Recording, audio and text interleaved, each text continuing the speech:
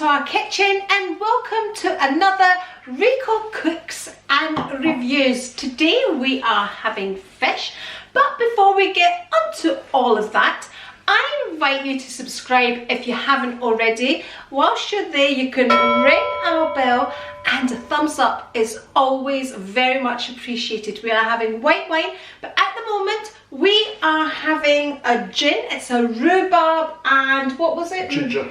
Rhubarb and ginger gin. It's absolutely delicious. It's like tutti fruttis, that's what it tastes like. So we have been really pleased with the advent calendar from Costco, the gin advent calendar. That's a definite buy next year as well. It'll be interesting to see how many different gins they have in next year. Anyway, we're not here to talk about the advent calendar. We are here to cook and review. So I'm going to pass you right over to Rico. Cheers. Well, welcome back everybody. Today we are having a Chilean wine to go with our fish dinner. It's a Chilean white wine. It's called Viognier, spelled V-I-O-G-N-I-E-R, but pronounced Viognier. It's a French grape, but now grown in Chile. It's a grape that needs to mature slowly, and the climate in the south of Chile, in this region of the valley of the Biobío, is ideal for growing this grape variety, as it's cooler than the northern Chilean vineyards. And at night the temperature falls dramatically from the warm day temperatures, which allows this type of grape to mature slowly. The region itself, Biobío, grows a lot of these sort of aromatic grape types like Riesling, Gewürztraminer, Pinot Noir, and of course this Viognier. It's 13% alcohol by volume, and I'll just read who the winemaker is. The winemaker is Diego Covarrubias, and it's a screw cap, and this is going to go quite nicely with our dinner. How much is it? It's £10. £10. This one is £10. What I will say, I've had lots and lots of Viogniers in the past. It was a great variety I thoroughly enjoyed, but I went off it. I don't know why, I just stopped liking it, but I'm actually looking forward to tasting this again. Our ingredients today are cod loin. We have some bacon, garlic, shallots, capers, Kalamata olives, some oregano, passata, butter and olive oil for cooking, salt and pepper of course, and as an accompaniment we're going to have some orzo. And orzo is a pasta which looks like a rice. We call this klitharaki in Cyprus, and there's various ways of cooking this. The way Rico's doing it today is simply boiling it as you would with pasta. Yes. Okay. So we've got some water on coming up to the boil for the orzo. I've just put a vegetable stock cube in there, and I'm thinking of adding some saffron to it as well, just to give it a wee bit different flavour. Okay, we have 2 pans here as well. One's for the sauce, one's for the fish. Which one's which, Rico? The big one's for the fish. So that's for the fish and that's for the sauce. Just waiting for this to come to the boil, add the orzo and then start cooking everything else. Correct. So this is what the saffron looks like. We're going to just need a tiny. Well, that's quite a lot. It's probably more than I would have put in. Yeah, when the tin's this big, you can put plenty in. Get this pan warmed up. We'll get a wee bit of oil in it. Get the oil up. About a tablespoon of olive oil.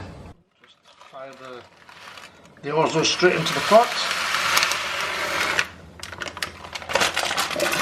Let it quick start.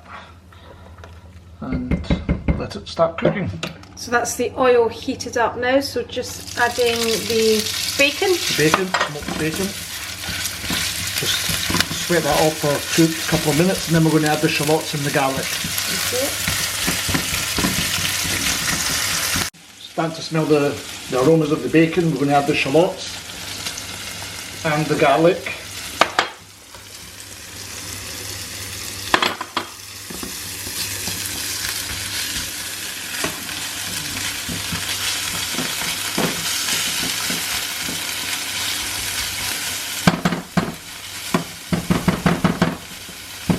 At this point we'll just add some seasoning as well.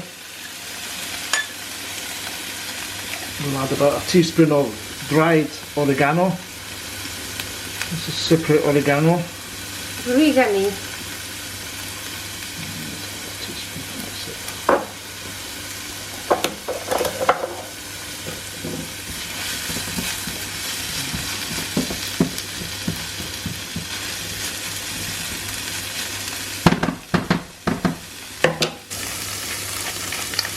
Pepper. Some black pepper. Some salt.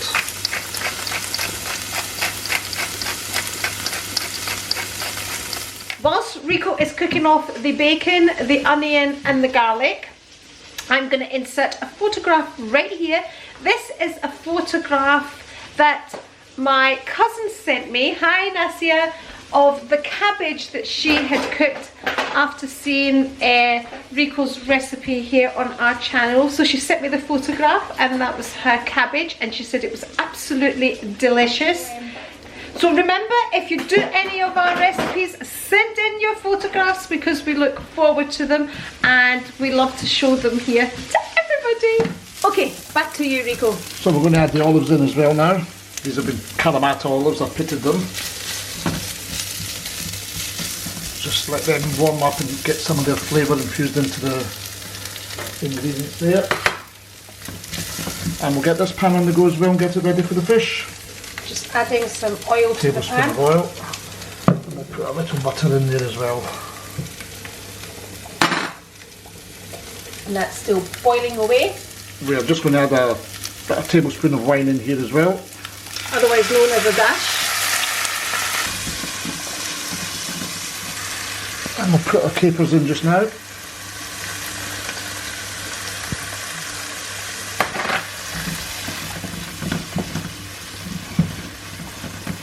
And we'll add the tomato as well. Just let the wine cook off a little.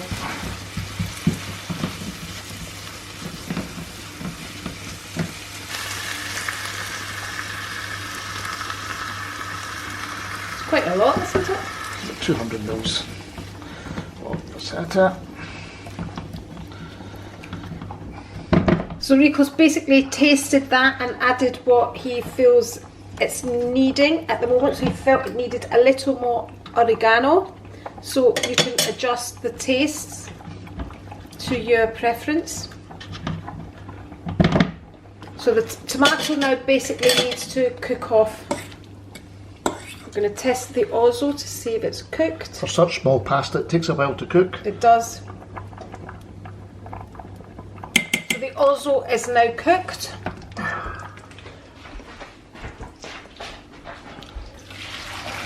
Just going to drain it. Okay, the oil's now nice and hot.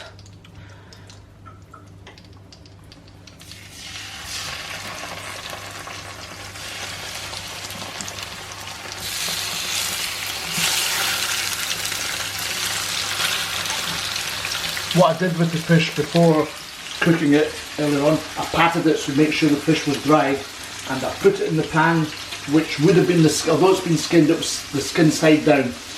Okay. Just add a little seasoning to the fish, a little salt,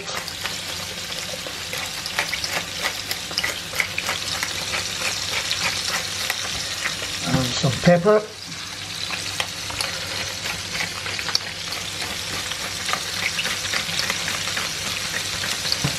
And a little oregano again. And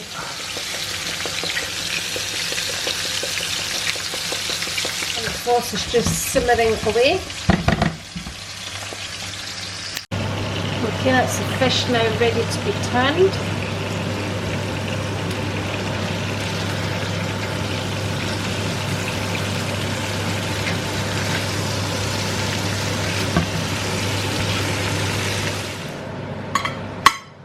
This is just a pastry cutter.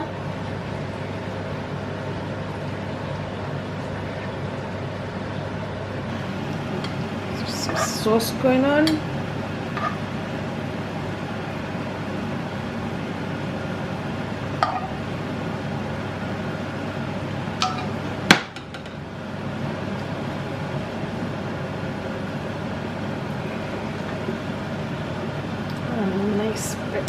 chunky fish.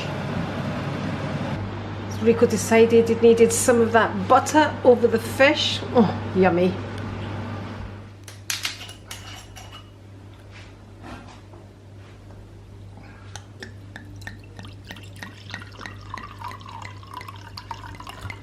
There you are, I'm not as measly this week, okay? Decent measure.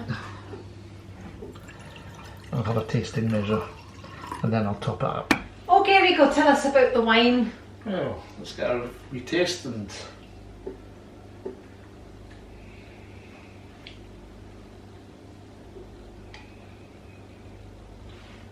there is a lot in the nose. There's must be peach there. Look as if there's violets or something there.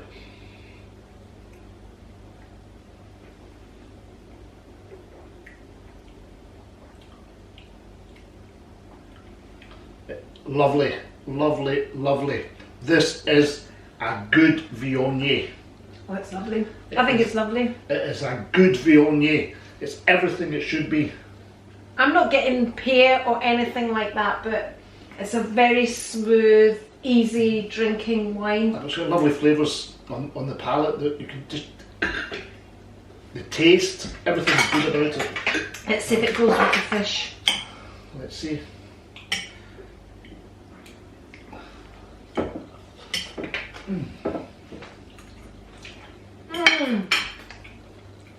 Well, all I can say is the fish is cooked perfectly. Oh, it's delicious. The sauce really complements the fish as well. Cheers. Cheers. Cheers. Now remember, if you'd like to see more videos from one or us, I will link one here, and if you're not already subscribed, just press A right here, and we'll see you next time. Bye. Cheers.